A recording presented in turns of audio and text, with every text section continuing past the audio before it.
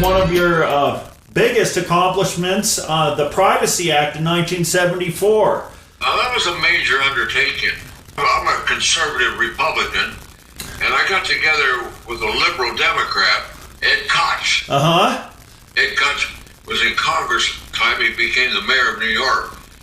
And Ed Koch and I put together the Privacy Act in 1974.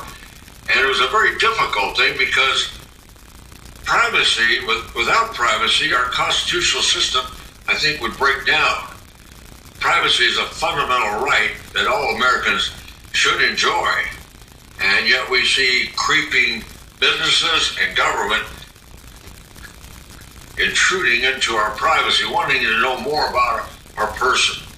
You know, very personal things. Yeah, it was the first legislation banning the government and corporations from sharing our information, right? 1974?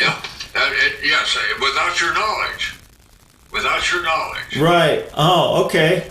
It was a difficult piece of legislation because the people who really want to know about you is law enforcement, the security organizations, CIA, FBI. They all want to have they want to have knowledge. So we had to compromise with them, but we got it through, and it was signed into law. The first time that privacy had ever been codified in the Constitution. Unfortunately, with the advent of the internet, it's almost been it sets a stage for privacy, but with the advent of the computer, the invasion of our privacy goes on every day, and we kind of let it happen. Interesting to hear. But it's also interesting to hear how you and your colleagues were addressing it back in 1974. Mind-blowing, actually. Well, there were reasons for that.